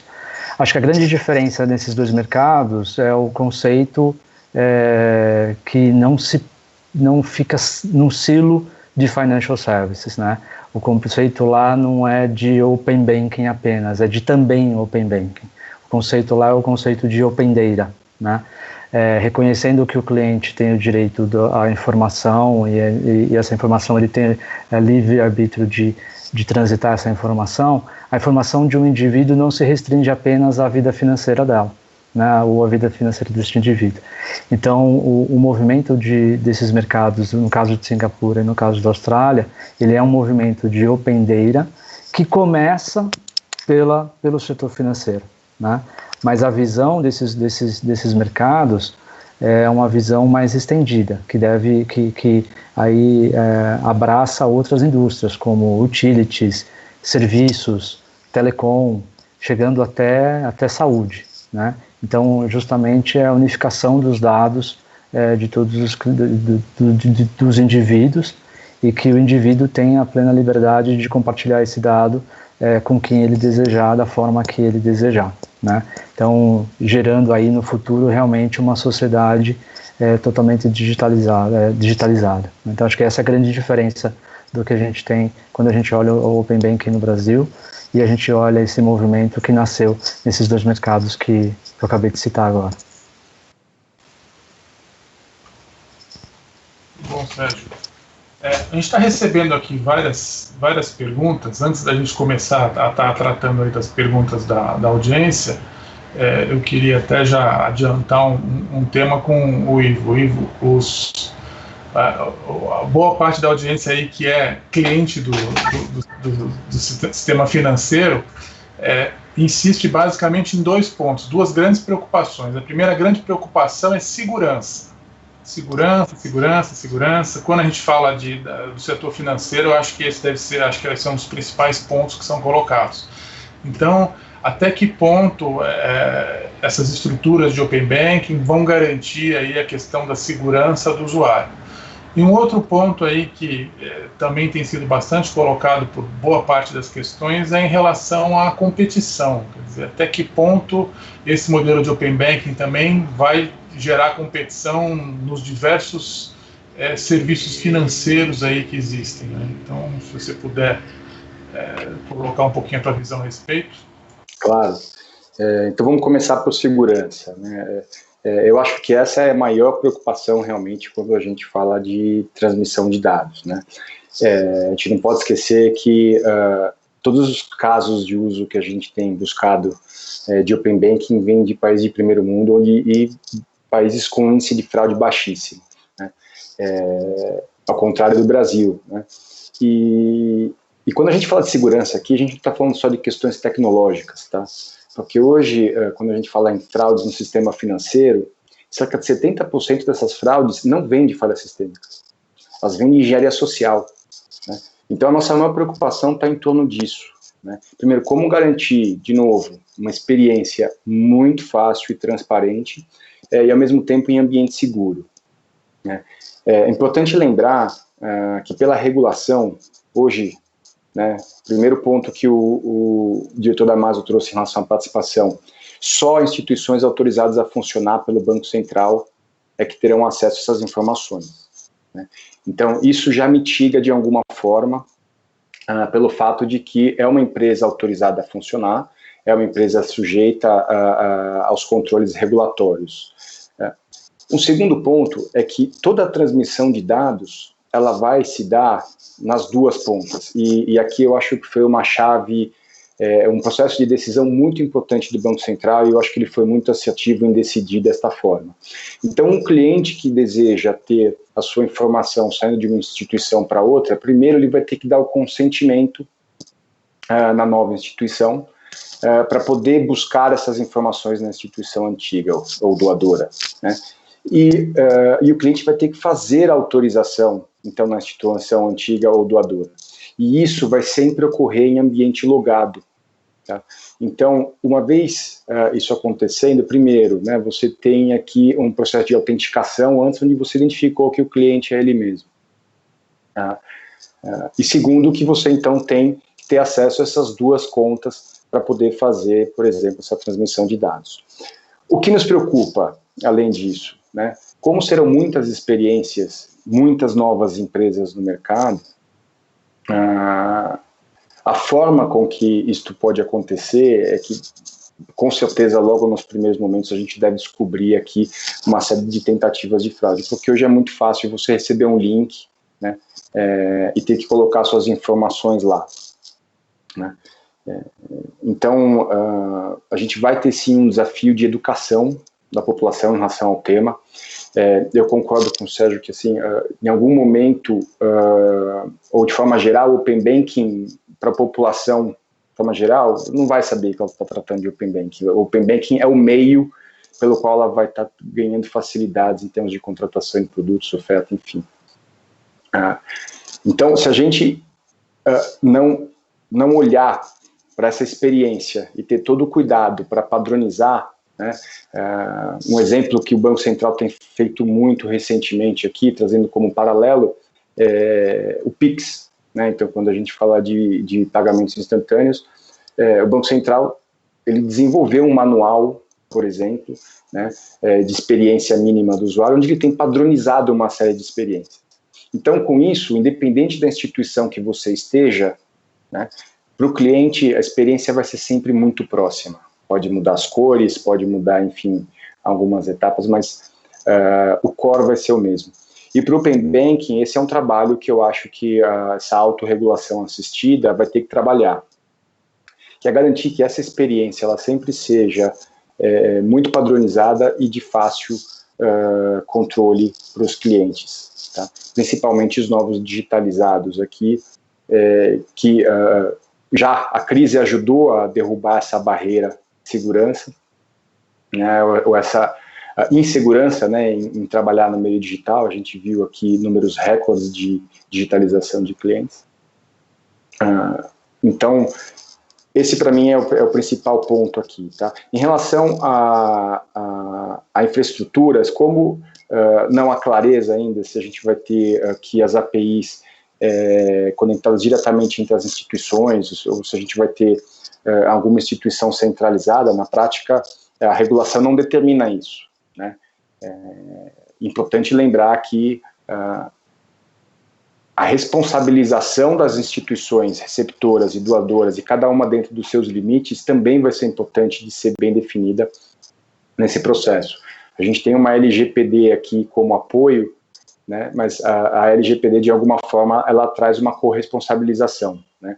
E uma vez que o cliente escolheu que um dado saia de um ecossistema para outro, se houve um vazamento no outro ecossistema, a direta responsabilização aqui pelo problema vai ser muito importante também, tá? Para não evitar aqui uma judicialização de forma geral no mercado, Em relação à segurança, era isso. Em relação à competição, eu vejo com olhos positivos. Eu acho que o Open Banking, né, como por muitos dito como ameaça para os grandes bancos, na verdade, ele se torna uma oportunidade para todos, né? Porque da mesma forma com que você vai ter que doar os dados para outras instituições, você também vai poder receber, né? E hoje, de forma geral, os bancos já aprenderam a trabalhar como um one-stop shop seus clientes, né? Então oferecendo toda a gama de produtos e serviços ao redor do cliente. Eu acho que com o ganho dessas informações, a gente simplesmente enriquece mais o conhecimento da vida sobre os nossos clientes e, portanto, ganhando muito mais oportunidade aqui para oferecer produtos mais assertivos e mais qualificados para os nossos clientes. Tá? Então, eu vejo de forma muito positiva.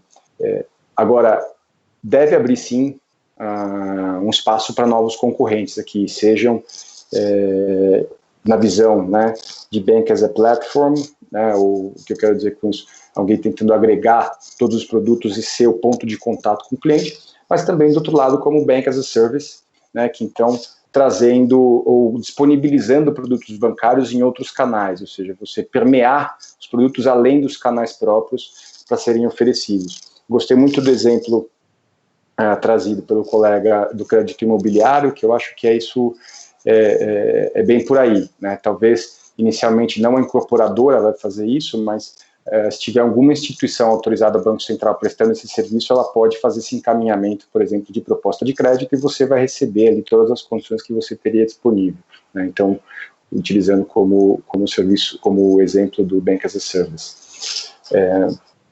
Então, o ponto de atenção aqui que eu acho que a gente pode ter um pouquinho de dificuldade é que as transações elas vão acontecer, e como aconteceram no Reino Unido, né, principalmente inicialmente, né, com um nível de gratuidade muito forte. O que eu quero dizer com gratuidade? O Banco Central determinou que as transações são gratuitas quando você, por exemplo, trabalhar tanto iniciação de pagamentos, então aqui não poderá haver cobrança, e quando você for buscar informações, sejam elas cadastrais ou transacionais, cada instituição vai poder buscar essa informação de determinado cliente até 120 vezes no mês sem nenhum custo, né? Então aqui você pode ter muita busca de informação sem necessariamente ter um valor agregado para isso. Pode sobrecarregar o sistema, pode gerar um custo excessivo e sem qualquer tipo de ressarcimento, né? E inclusive sem qualquer incentivo para a inovação, né? Então a gente nasce como uma forma regulatória agora. Acho que todos os bancos novos vão aprender a lidar. Eu acho que o Open Banking ele vai ser, como eu disse, a porta, e novos serviços vão ser agregados a esses novos serviços premiums ou APIs premiums, né? E que essas sim talvez façam as diferenças competitivas no futuro próximo, tá? Então, para mim, o regulatório por si só, ele é só a abertura para algo que deve criar muito mais oportunidade para o mercado, como eu disse, criando valor, abrindo novos canais de vendas para as grandes instituições, e muitas vezes com um nível de parceria, inclusive, né? Saindo de uma questão de competição, mas sim cada um ocupando uma etapa do processo, né, de uma forma a que todo o mecanismo, todo o ecossistema saia ganhando. Ótimo, muito bom.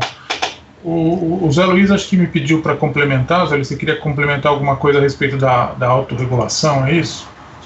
Eu queria pedir desculpas porque o assunto é um assunto longo e acabei pulando um pedacinho. Você me fez uma pergunta que eu respondi um pedaço só, aliás.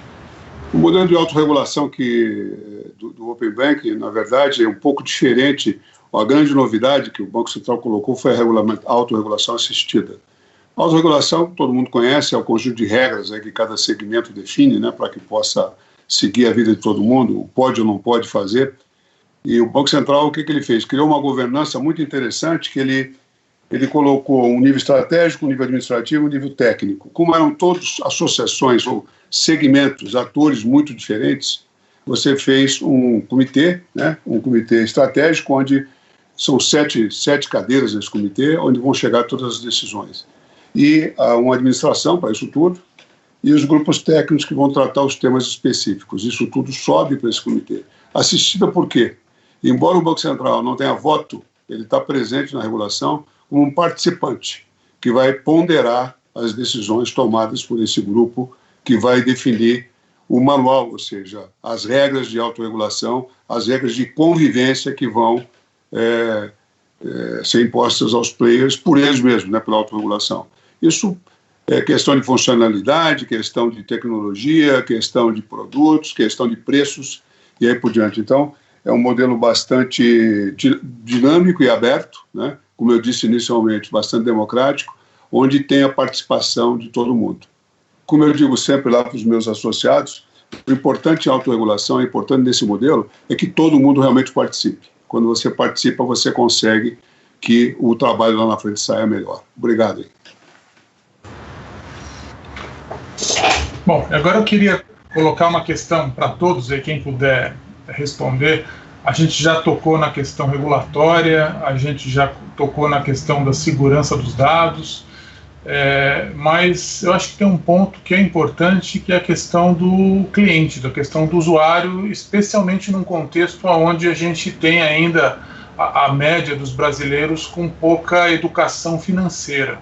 Então, na verdade, fica aquela questão de vou compartilhar ou não os meus dados com a instituição A, B ou C, vou autorizar esse compartilhamento ou não, mas no fim das contas a gente sabe que quem toma a decisão final é sempre o cliente. Ele vai definir pelo produto A, pelo produto B e pelo produto C. Mas se ele não tem educação financeira, esse discernimento muitas vezes é prejudicado e às vezes os grandes benefícios que a gente vê do Open Banking podem ser ofuscados justamente por essa falta de conhecimento, por essa falta de educação financeira.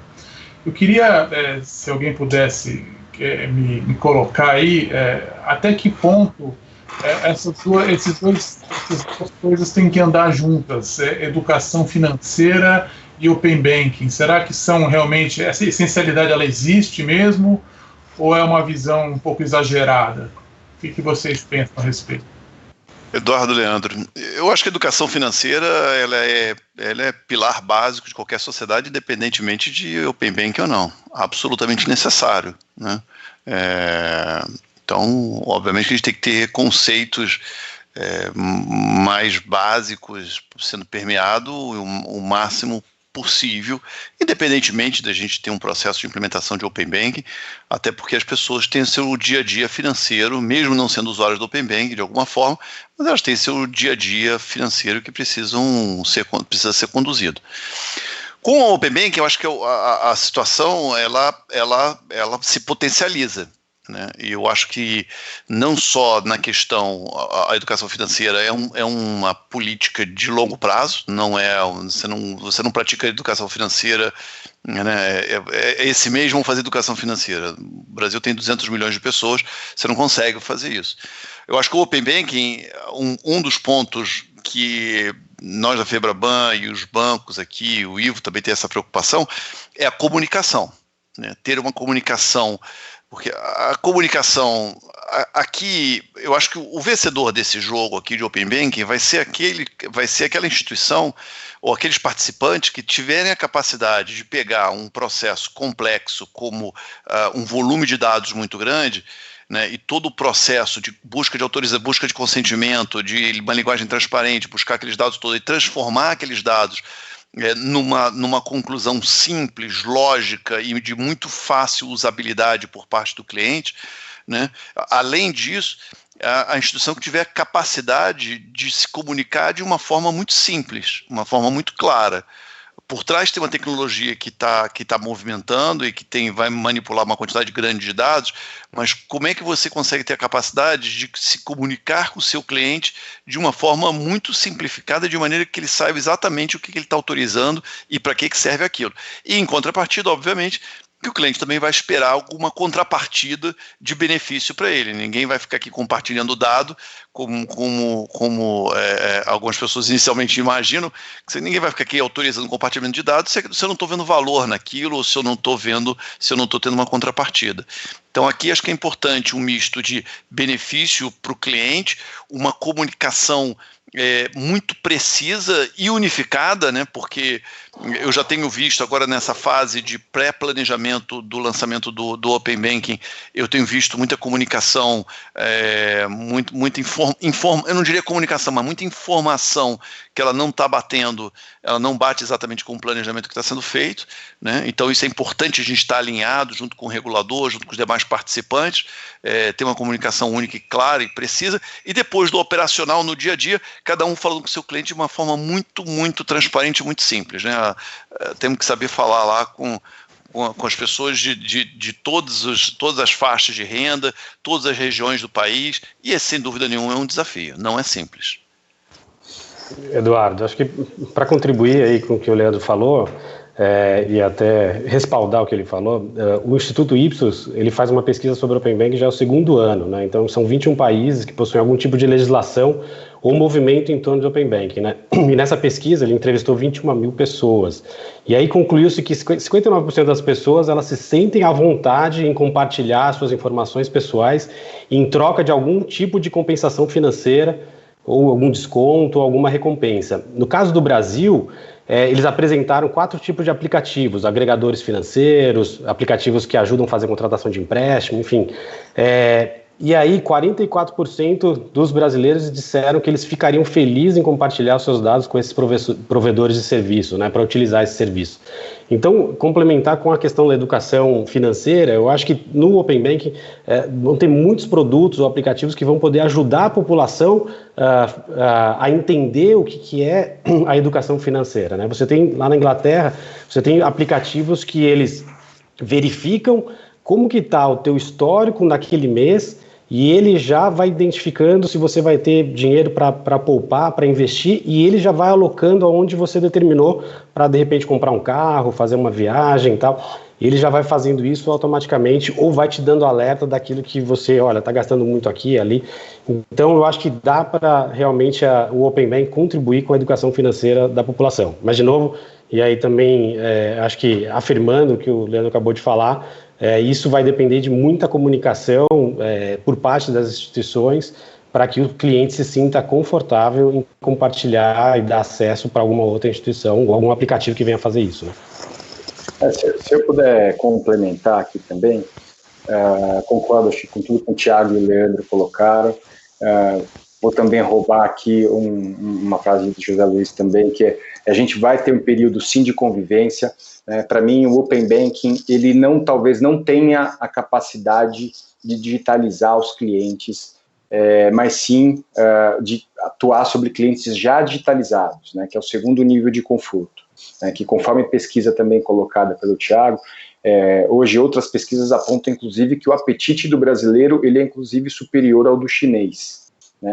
Ao contrário, por exemplo, do britânico, que é um pouco mais ressabiado em relação à transmissão de suas informações. Então, se a gente olhar hoje para o Brasil, a gente tem 2 extremos aqui. O cliente já digitalizado, ele sim deve ter uma rápida adoção para o Open Banking, né? Mas o Open Banking por si só, para mim, não é um apelo para a digitalização do cliente. Ao contrário do Pix, por exemplo, né, que com a facilidade transacional, baixíssimo custo, agilidade, onde a qualquer minuto você consegue mandar uma mesada para sua filha, um dinheiro para sua avó, uma troca aqui de recursos ou uma vaquinha entre amigos, enfim. Aqui você tem uma motivação, da mesma forma que o WhatsApp abriu, né, esse canal de comunicação e aproximou, né, mesmo que a distância, as famílias e amigos. Aqui o Pix é que para mim é esse grande catalisador. Tá? Então, para digitalizar o cliente. E o Open Banking, como eu disse, ele deve ter adoção aqui já de clientes digitalizados. Tá? Essa é a minha visão.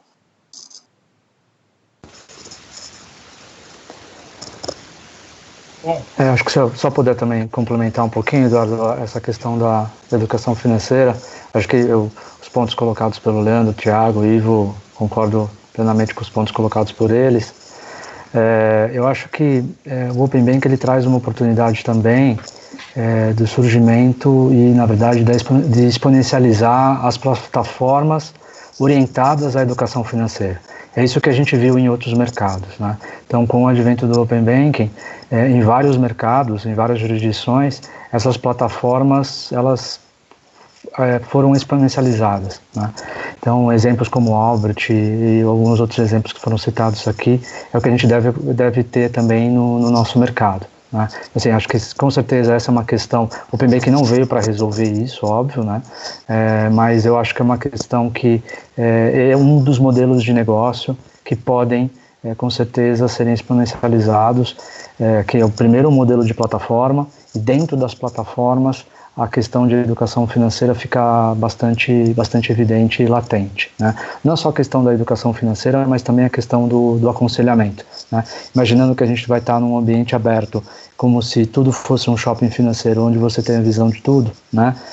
Qual o produto escolher, qual cartão escolher, qual crédito tomar, qual investimento fazer.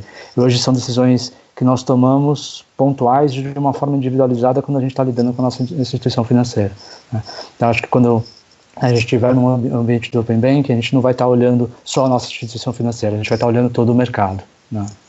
Então, acho que isso vai mudar bastante essa dinâmica de competição também. Muito bem, Sérgio. Muito obrigado.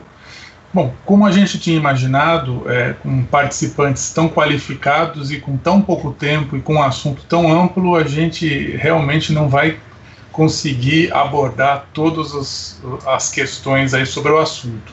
Mas eu, particularmente, fico muito agradecido aí a todos, estou muito feliz com os resultados. Eu acho que, pelas questões que a gente recebeu e as questões que nós recebemos da audiência, não vamos ter tempo de responder todas, mas eu vou compartilhar todas essas questões com vocês, para a gente depois poder esclarecer ao máximo quem nos acompanhou nesse processo. E queria agradecer mais uma vez muitíssimo a presença, o tempo de todos vocês, a clareza das exposições. Eu acho que ficou bastante, acho que dilúcida, ficou muito fácil a compreensão de diversos assuntos, até pela forma clara como todos apresentaram, porque a gente tem uma audiência bem heterogênea nesse evento. Como a gente está falando de tecnologia, a gente tem quem entende muito bem da área financeira, mas a gente tem também quem está naquela fronteira da tecnologia, começando a aprender. É a turma que vai começar a desenvolver as APIs e as aplicações relativas ao Open Banking. Então eu queria agradecer mais uma vez a cada um de vocês aí pela participação, agradecer também a organização da Futurecom pela iniciativa, pelo tema, e certamente a gente tem aí que ficar com a agenda preparada para outras discussões, porque a gente está vendo que a jornada e a trilha desse tema, ela é bastante profunda e a gente tem muito a discutir, muito a desenvolver. Eu gosto muito da analogia que foi feita em relação à internet, que no começo era um negócio acadêmico, ninguém sabia muito bem para onde ia, e a gente, como a sua entidade que atua dentro da cadeia de valor da internet, se sente aí bem confortável com essa analogia. Quer dizer, realmente é um ambiente que tem oportunidades e desafios para todo mundo. Então, mais uma vez, muito obrigado a todos e até uma próxima oportunidade. Obrigado pessoal. Obrigado, Eduardo. Um grande prazer. Até a próxima, prazer. Obrigado a todos, prazer. Obrigado, Eduardo. Obrigado a todos. Nós que agradecemos, muito obrigado a todos os convidados, aos painelistas, ao Neger pela moderação, um incrível debate, altamente produtivo, conforme o Neger já disse, as respostas não ficaram todas prontas aqui e agora, mas fique tranquilo, você que deixou a sua pergunta no nosso chat, os nossos convidados tentarão responder a todas por e-mail posteriormente, ok? Bom, você sabe que o nosso conteúdo do Future Payment, ele continua agora a partir das 18 horas aqui mesmo, onde nós discutiremos pagamentos instantâneos. Então, nos veremos em breve aqui. Te espero às 18 horas.